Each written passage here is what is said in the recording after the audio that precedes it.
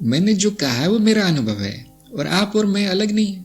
आप और मैं एक ही हैं, तो सत्य तो एक ही है कि किसी भी मार्ग से चलें, किसी भी पगडंडी से चलें, आप पहुंचेंगे तो शिखर पर, वहां पर सभी को एक जैसे अनुभव होता है। बड़ी आसान सी बात है। तो हाँ, पूर्व निर्धारण एक मिथ्या का सत्य है, आप कह सकते हैं।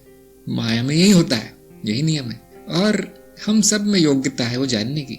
खास तौर से वो जो पूरी तरह से एक तरह से मशीन की तरह चल रहा है।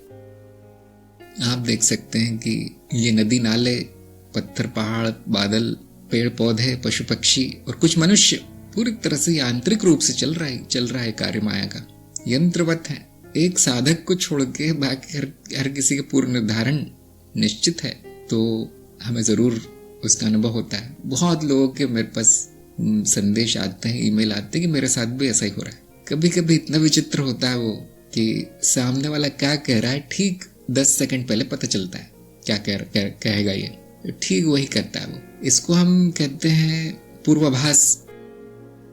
जैसा महागुरु पतंजलि ने कहा था कि योगी को सिद्धियां प्राप्त होती। हाँ, आपकी प्रकृति होगी तो ये सब प्राप्त होगा, इसमें कोई शक नहीं। हाँ, इसको हम कहते हैं चेतना जागृत होना। देखिए, जिसकी चेतना जागृत है उससे एक भी घटना छूटेगी नहीं, खास तौर से वो जो कि हमारे जीवन के लिए महत्वपूर्ण है, छूटेगी नहीं।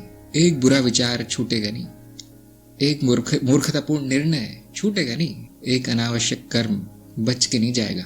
चेतना पहरेदार का कार्य करती है, कुछ भी जाने नहीं देती। आपके सारे अनुभव वैसे भी हो ही रहे हैं, लेकिन चेतना के अभाव में केवल हो रहे हैं, उनका कुछ अर्थ नहीं है दादा। इसलिए मैं कहता हूँ जो जागृति में जगह नहीं है उसका जीवन तो ऐसे ही है, सोया हुआ है, तो कुछ भी हो रहा है बस उसका। जो जागृति में जगह है उसकी चेतना प्रकाशित है, अब उसको सब दिखाई देगा। जो ये कहता हूँ ना मैं कि सिद्धियां मिल जाएंगी और ये और मामूली चीज है, वो मामूली है। असली सिद्धि है स्वयं को जानना और ये जीव के साथ क्या हो रहा है वो जानना, संपूर्ण नियंत्रण कर लेना इस पर, वो सबसे बड़ी सिद्धि है। अरे मैं सारी माया पर नियंत्रण करना चाहता हूँ। ऐसे बच्चों के प्रश्न आते हैं, जो 15-20 साल के बच्चे होते हैं ना, वो लिखते हैं मुझे कि आप बहुत पहुंचे हुए महात्मा लगते हैं, मुझे बताइए सारी माया पर नियंत्रण कैसे कर लूँ। मैंने कहा बेटा, खाना पीना, कपड़े पहनना, जूते उते पहनना सीखो पहले उसके बाद माया पे नियंत्रण करेंगे।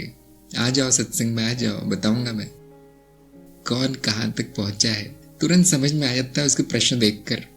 तो नियंत्रण कैसे आएगा संपूर्ण सृष्टि पे, जब आपके छोटे से विचार पे नियंत्रण नहीं है, सृष्टि पे कैसे, माया पे कैसे नियंत्रण आएगा। मैं ही नहीं कहता हूँ बुद्धिहीन है, नहीं बुद्धिहीन नहीं है, बड़ी तेज बुद्धि होगी उसमें, लेकिन अज्ञान है।